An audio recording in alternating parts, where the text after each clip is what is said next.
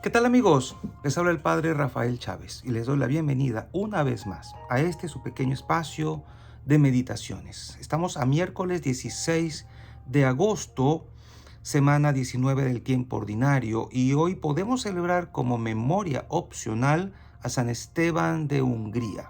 En el nombre del Padre, del Hijo y del Espíritu Santo. Amén.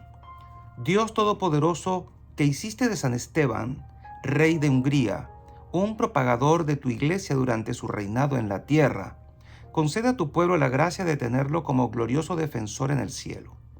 Por nuestro Señor Jesucristo, tu Hijo, que vive y reina contigo en la unidad del Espíritu Santo, y es Dios por los siglos de los siglos. Amén. San Esteban muere en el año 1038.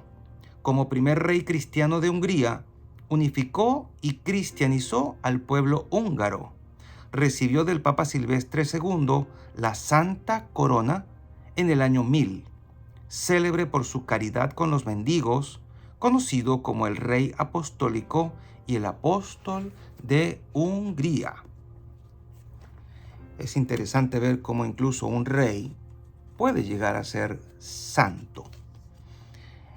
Tenemos ahora como primera lectura del libro del Deuteronomio, capítulo 34, versículos del 1 al 12. En aquellos días, Moisés subió del valle de Moab al monte Nebo, a la cima del Pisgá, que mira hacia Jericó. Desde ahí le mostró el Señor todo el país, la región de Galaad hasta Dan, el territorio de Neftalí, de Efraín y de Manasés, todo el territorio de Judá hasta el mar Mediterráneo, las tierras del sur, el amplio valle que circunda a Jericó, la ciudad de las palmeras, hasta Zoar, y le dijo: esta es la tierra que les prometí a Abraham, a Isaac y a Jacob, diciéndoles que se la daría a sus descendientes.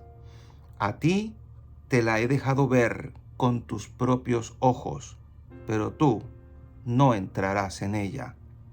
A Moisés, siervo del Señor, murió ahí, en Moab, como había dicho el Señor.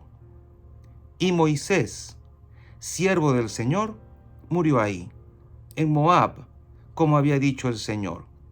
Lo enterraron en el valle de Moab, frente a Bet-Fegor, pero hasta el día de hoy nadie ha conocido el lugar de su tumba. Moisés murió a la edad de 120 años y no había perdido la vista ni las fuerzas. Los israelitas estuvieron llorando a Moisés en el valle de Moab 30 días, tiempo señalado para el duelo de Moisés. Josué, hijo de Nun, estaba lleno del espíritu de sabiduría porque Moisés le había impuesto las manos. Los israelitas lo obedecieron como el Señor se lo había ordenado a Moisés. No ha vuelto a surgir en Israel ningún profeta como Moisés, con quien el Señor trataba cara a cara, ni semejante a él en las señales y prodigios que el Señor le mandó realizar en Egipto contra el faraón, su corte y su país, ni por su poder y los grandes portentos que hizo en presencia de todo el pueblo de Israel. Palabra de Dios, te alabamos, Señor. Salmo 65. Bendito sea Dios que nos ha devuelto la vida. Aclama al Señor tierra entera, tocad en honor de su nombre, cantad himnos a su gloria, decid a Dios, qué temibles son tus obras. Bendito sea Dios que nos ha devuelto la vida. Venid a ver las obras de Dios, sus temibles proezas en favor de los hombres. Bendecid, pueblos, a nuestro Dios, haced resonar sus alabanzas. Bendito sea Dios que nos ha devuelto la vida. Fieles de Dios, venid a escuchar, os contaré lo que ha hecho conmigo. A Él gritó mi boca y lo ensalzó mi lengua. Bendito sea Dios que nos ha devuelto la vida. Y el Evangelio de hoy está tomado de Mateo capítulo 18, versículos del 15 al 20. En aquel tiempo, Jesús dijo a sus discípulos: Si tu hermano comete un pecado, ve y amonéstalo a solas. Si te escucha, habrás salvado a tu hermano. Si no te hace caso, hazte acompañar de 1 o 2 personas, para que todo lo que se diga conste por boca de 2 o 3 testigos. Pero si ni así te hace caso, díselo a la comunidad. Y si ni a la comunidad le hace caso, apártate de él como de un pagano o de un publicano. Yo les aseguro que todo lo que aten en la tierra quedará atado en el cielo, y todo lo que desaten en la tierra quedará desatado en el cielo.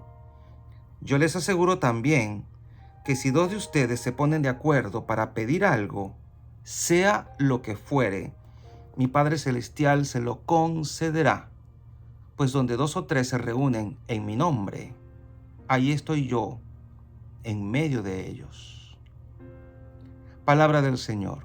Gloria a ti, Señor Jesús. Y bien, hoy podemos meditar un poquito acerca de Moisés. ¿Por qué no pudo entrar en la tierra prometida? La tarea de Moisés fue muy grande. Y fíjense que muere a los 120 años con todas sus fuerzas intactas, incluyendo la vista. Y eso nos da a entender que Moisés no estaba destruido físicamente, no estaba chocho, que Moisés seguía siendo pues un hombre fuerte, un hombre que a los 120 años pues todavía podía valerse por sí mismo. Pero ya era hora de que dejara esta tierra y fuera a la verdadera tierra prometida. Algunos podrían pensar que Dios lo estaba castigando por cosas que pasaron en todo el ministerio de Moisés. Le habló a todo un pueblo a través de Moisés. Moisés fue el intermediario, el puente, el que se puso en la brecha para interceder por su pueblo. Y dice hermosamente aquí al final del texto de Deuteronomio que acabamos de leer: no ha vuelto a surgir en Israel ningún profeta como Moisés, decía el libro del Deuteronomio. Obviamente Jesús no había nacido. Moisés, con quien el Señor trataba cara a cara, ni semejante a él en señales y prodigios que el Señor le mandó realizar en Egipto. Entonces, ¿por qué no entró a la tierra prometida? Pues simplemente porque no le tocó a él. El Señor prometió esa tierra al pueblo, se la prometió a Abraham, a Isaac, a Jacob. Moisés fue un instrumento, un eslabón importantísimo en esa cadena. Pero la tierra prometida no era para Moisés solamente, era para todo el pueblo de Israel, era para ti y para mí. Moisés cumplió su tarea, su trabajo, vio la tierra prometida. Ustedes se pueden imaginar el gozo, la alegría que tuvo Moisés, que pudo contemplar con sus ojos todo lo que contempló cuando Dios le dijo: esta es la tierra que le prometí a Abraham, a Isaac, a Jacob. Cuánto gozo debió haber sido eso. Yo creo que Moisés debió haber dicho en su corazón, como Simeón: Señor, ya puedes dejar a tu siervo irse en paz, porque mis ojos han visto a tu promesa, han visto lo que tú le prometiste, y con eso me basta. Que todos pueden pensar que él quería entrar allí, pero tal vez con eso ya Moisés quedó complacido, quedó satisfecho. Nosotros estamos llamados también a entrar a esa tierra prometida. Así como la tierra prometida no era solamente una tierra física, hoy el Señor nos muestra el camino hacia la verdadera tierra prometida, que es el cielo.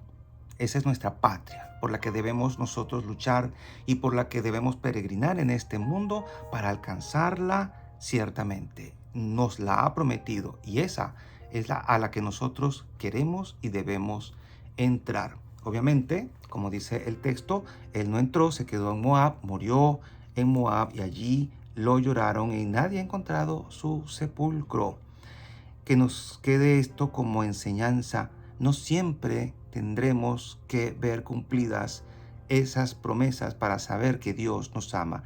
¿Pensó acaso Moisés que Dios le estaba castigando por algo, que Dios lo amaba menos porque no lo dejó entrar?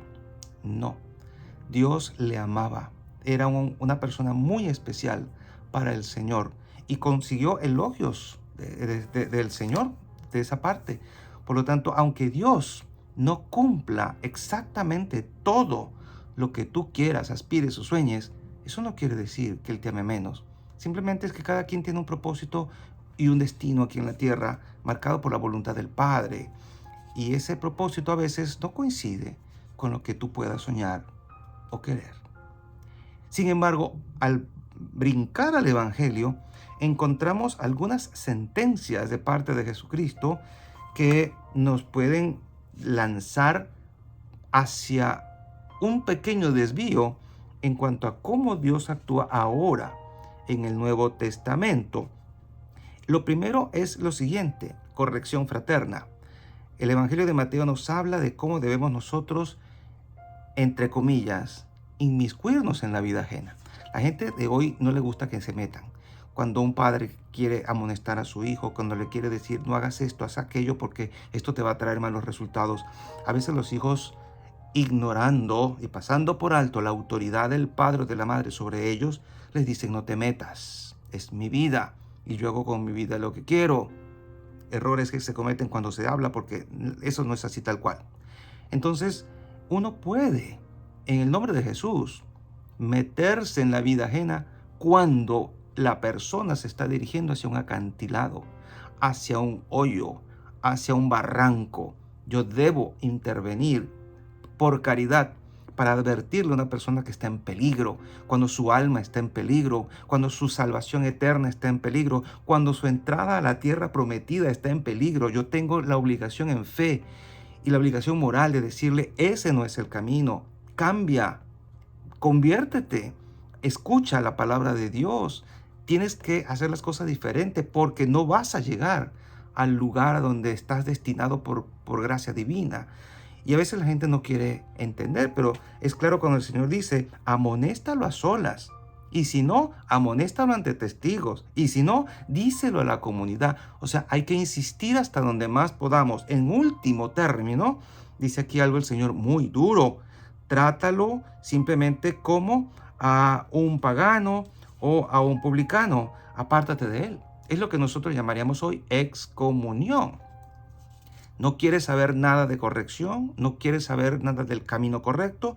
Pues ya no forma parte de nosotros, porque nosotros somos una comunidad que está llamada a heredar la tierra prometida. Y si esta persona no quiere heredar la tierra prometida, entonces, ¿qué hace aquí con nosotros? Pero debemos insistir hasta donde más podamos. Si yo les aseguro que si dos de ustedes se ponen de acuerdo para pedir algo, sea lo que fuere, uno puede decir cualquier cosa, cuidado, porque dice, si dos o más están reunidos en mi nombre, y esto es importante, estar reunidos en el nombre de Jesús no es cualquier cosa.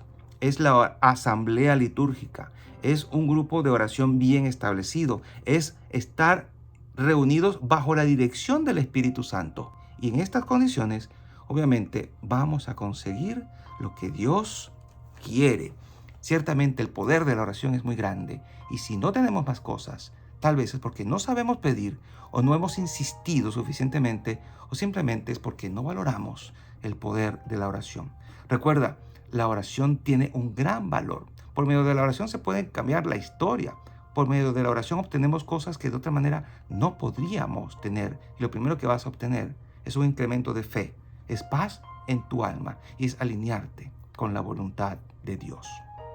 Y la bendición de Dios Todopoderoso, Padre, Hijo y Espíritu Santo, descienda sobre cada uno de ustedes y les acompañe siempre.